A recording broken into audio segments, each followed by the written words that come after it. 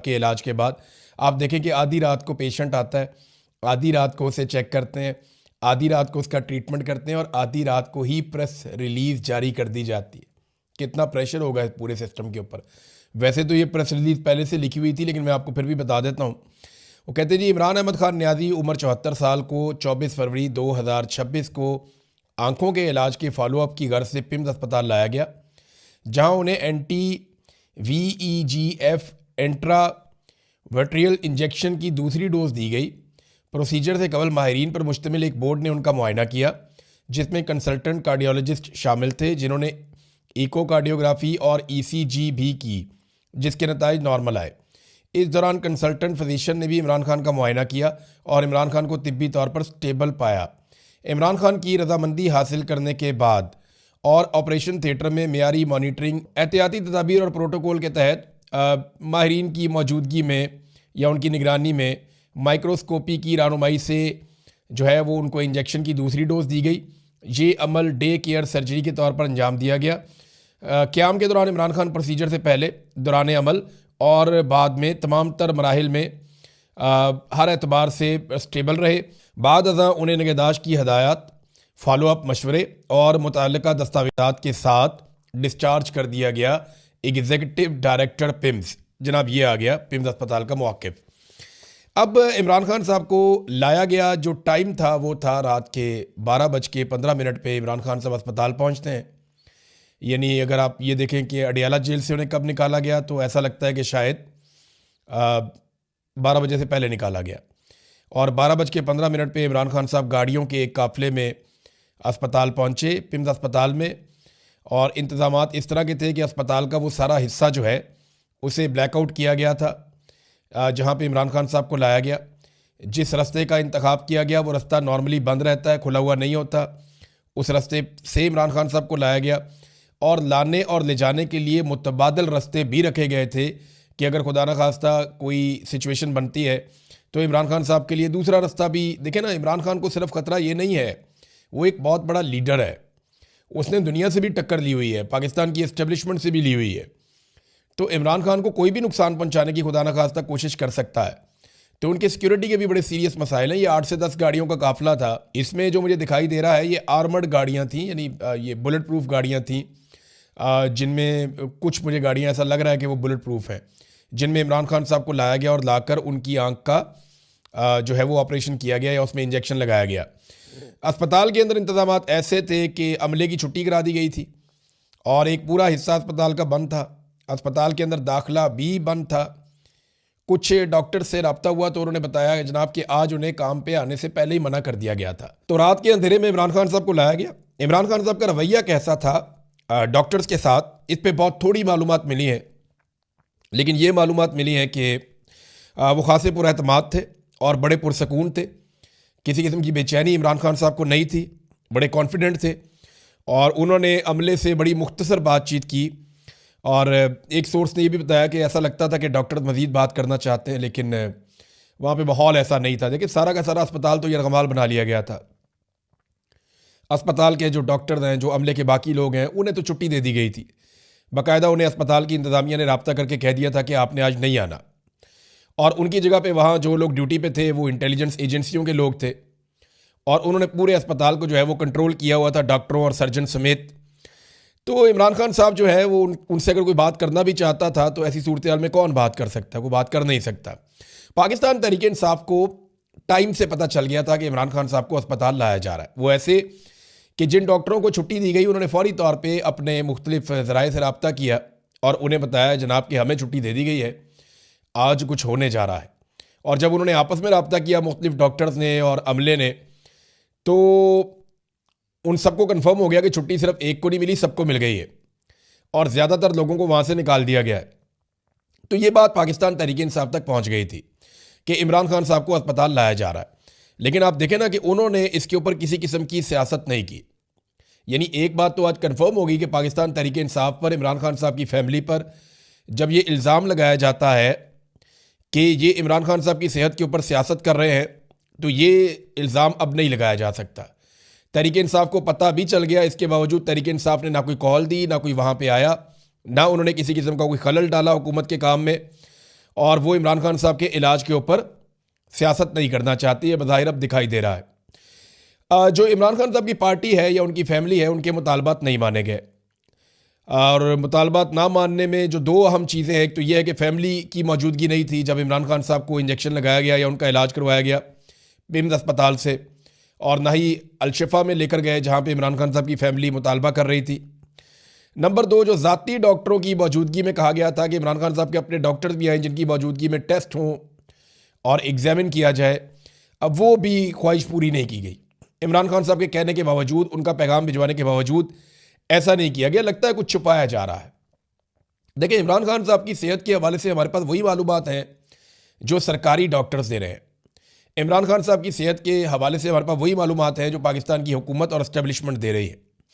इसके बाहर हमारे पास कोई मालूमात नहीं है। हत्ता कि जो वफाकी वज़रा हैं उनको भी जो मालूमात मिलती हैं वो उतनी ही मिलती हैं जितनी मालूमात एजेंसियाँ चाहती हैं कि उनके पास पहुँचे, और जो उन्हें कहा जाता है वो बेचारे वही कह देते हैं। बड़ी मुख्तसर सी इमरान खान साहब से बातचीत हुई, वहाँ पे जो डॉक्टर्स वगैरह मौजूद थे उनके साथ, लेकिन इमरान खान साहब पुरसकून थे। देखिए, अगर इमरान खान साहब बिगड़ जाते ना तो दबाव बढ़ सकता था, लेकिन इमरान खान साहब ने भी अपने इलाज के मामले में किसी किस्म की सियासत नहीं की।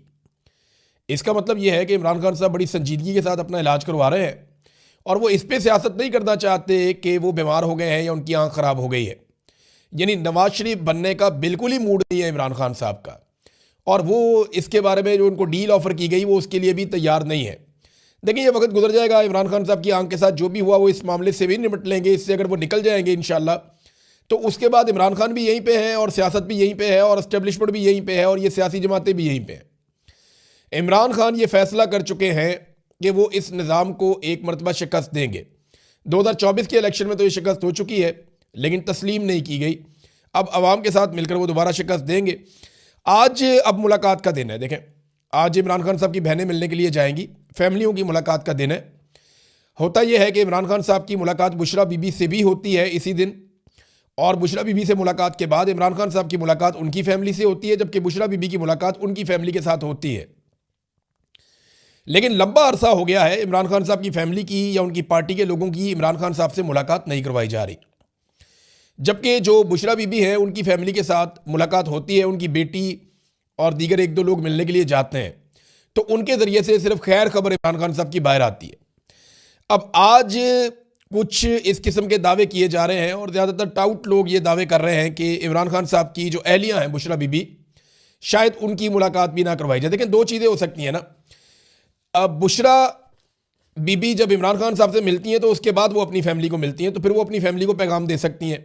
अब दो ऑप्शन हैं, या तो बुशरा बीबी की इमरान खान साहब से मुलाकात ना करवाई जाए और बुशरा बीबी की उनकी फैमिली से मुलाकात करवा दी जाए, तो इसमें बुशरा बीबी के पास कुछ भी नहीं होगा जो वो इमरान खान साहब के बारे में अपनी फैमिली को बताएं। नंबर दो, बुशरा बीबी की इमरान खान साहब से मुलाकात करवा दी जाए और बुशरा बीबी की उनकी फैमिली से मुलाकात रोक दी जाए, तो इस सिलसिले में भी इमरान खान साहब का पैगाम बाहर नहीं आ सकता। अब देखना यह है कि ये निज़ाम किस हद तक गिरता है। वैसे उसूल और कानून तो ये कहता है कि इमरान खान साहब की मुलाकात उनकी बहनों के साथ करवाई जाए और बुशरा बीबी की मुलाकात उनकी फैमिली के साथ करवाई जाए, और कानून तो ये भी कहता है कि इनके मुकदमात लगाए जाएं। बेगुनाह इन लोगों को कैद किया हुआ है, ऐसी कोई चीज़ इन्होंने की नहीं है। तो शाखाना से जब से पाकिस्तान बना तब से लेकर लोग अब तक तोहफे खरीदते आए, इन्होंने कोई अनोखे नहीं खरीद लिए। शादी करने का मुकदमा इन पर डाल दिया कि इन्होंने आपस में शादी क्यों की है। बड़ी अजीब अजीब चीज़ें इनके साथ की गई हैं जो बहुत ही नामुनासिब है। तो अगर उसूल हो इस मुल्क के अंदर, कानून हो, तो ये छूट के कब से बाहर आ जाए। अब इमरान खान साहब वाली जो आंख की बीमारी है, इस मामले पे पाकिस्तान तहरीक इंसाफ के साथ अगर सबसे बुरा किसी के साथ हुआ है ना, देखिए ऐसा लगता था कि हुकूमत के साथ बहुत बुरा होगा, और मेरे पास ये इन्फॉर्मेशन है। मैं आपको डायरेक्ट ये इन्फॉर्मेशन देता हूँ कि जिस वक्त इमरान खान साहब की आंख का इशू बना, तो मुझे मेरे कुछ दोस्तों ने रब्ता करके बताया कि एस्टेब्लिशमेंट के अंदर बड़ी बेचैनी पैदा हो गई थी और वो बहुत परेशान हो गए थे कि ये मामला बाहर निकल आया, पता नहीं क्या रद्द-ए-अमल आएगा। और उन्हें उस वक्त लगता था कि कहीं बांग्लादेश ही ना हो जाए पाकिस्तान में। एस्टेब्लिशमेंट डरी हुई थी, बहुत सारे ऑफिसर जो बड़े तगड़े अपने आप को समझते हैं उनकी हवा निकली हुई थी, और फिर उन्होंने फौरी तौर पे पाकिस्तान तहरीक इंसाफ से राब्ते किए, मिन्नतें तरले किए। उन्होंने मोहसिन नकवी को बीच में डाला, अयाज सादिक को बीच में डाला, और पाकिस्तान तहरीक इंसाफ उनके ट्रैप में आ गई। तहरीक इंसाफ ने इनडोर एहतजाज किया और अवाम को कॉल नहीं दी। अच्छा, तहरीक इंसाफ को भी ये लगता था, उनसे अगर आप ऑफ द रिकॉर्ड बात करें तो वो कहते हैं जी हम कॉल देते तो कितने बंदे निकल आते, हमारी ग्राउंड पे तैयारी नहीं थी। क्योंकि ग्राउंड पे तैयारी तो की नहीं हुई थी, तो ये कॉल कैसे देते। तो 2-3 दिन जब मिल गया एस्टेब्लिशमेंट को और उन्होंने देख लिया कि पाकिस्तान तहरीक इंसाफ कुछ भी नहीं कर पा रही, तो उनका कॉन्फिडेंस बढ़ गया और फिर उन्होंने क्या किया, वही जो वो हमेशा करते चले आए, उन्होंने धोखा दिया और धोखा देकर पीटीआई को भी फारिग कर दिया और पीटीआई डिस्क्रेडिट भी हो गई अपने कारकुनों की नज़रों में। जो मोमेंटम एक सुहेल अफरीदी ने बनाया हुआ था, अब वो मोमेंटम भी काफ़ी बिगड़ गया। अब सुहेल अफरीदी साहब और उनके साथियों के लिए एक बड़ा इम्तिहान खड़ा हो गया है, उन्हें एक मुकम्मल प्लान देना पड़ेगा। उन्होंने ये ऐलान तो कर दिया है कि वो इमरान खान रिहाई अमन फोर्स बनाएंगे, लेकिन ये अमन फोर्स कैसे काम करेगी, इमरान खान साहब को कैसे रिहा करवाया जाएगा और किस तरीके से ये आगे बढ़ेगी, नौजवान इसमें कैसे तैयारी करेंगे। क्योंकि सुहेल अफरीदी ने एक दिन पहले भी कल कहा कि हमें तैयारी करनी पड़ेगी, हमें बड़ी लड़ाई लड़नी है। सुहेल अफरीदी ने बार बार कहा कि हमारी लड़ाई मिलिट्री एस्टेब्लिशमेंट के साथ है। देखिए, बंदूकों के साथ तो आप एस्टेब्लिशमेंट के साथ नहीं लड़ सकते, लड़ना भी नहीं चाहिए और ना वो लड़ना चाहेंगे। हत्ता कि 2-3 दफ़ा उन्होंने कत्लेआम कर दिया आसिम मुनीर साहब जब से आए हैं, आर्मी चीफ बने, लेकिन मुझे नहीं लगता कि ये लड़ाई पाकिस्तान के हक में होगी कि अवाम और फौज आमने सामने आकर एक दूसरे पे गोलियां चला रहे हो। ये नामुनासिब है और ये पाकिस्तान तहरीक इंसाफ करेगी भी नहीं। एक पॉलिटिकल पार्टी, एक पुरअमन पॉलिटिकल पार्टी है वो, ना इन्होंने माजी में कभी कुछ ऐसा किया और ना मुझे लगता कि आइंदा करेंगे। तो तहरीक इंसाफ ऐसा करेगी भी नहीं, पॉलिटिकल पार्टी है, ना माजी में इन्होंने कभी ऐसा किया और ना मुस्तकबिल में कभी ऐसा करेंगे। हाँ, ये है कि इन्हें एक प्लान देना पड़ेगा, बताना पड़ेगा नौजवानों को खुलकर कि ये अभी हाल ही में नाकाम क्यों हुए, वजूहात क्या थी और अब इनके पास नया प्लान क्या है और उस पर अमल दरामद कैसे करना है। सुप्रीम कोर्ट ऑफ पाकिस्तान के बाहर एक इन्होंने धरना देने का फैसला किया कि रोजाना की बुनियाद पर धरना दिया जाएगा। उससे क्या फर्क पड़ेगा, इन जजों को कोई फर्क नहीं पड़ता, ये जज मेरिट के ऊपर आए ही नहीं। जिन जजों को फर्क पड़ता था वो इस्तीफे देकर घरों को चले गए, यानी जो बड़े बड़े जजेस थे, जिनके बड़े बड़े नाम थे, वो इस्तीफे देकर अपने घरों को चले गए।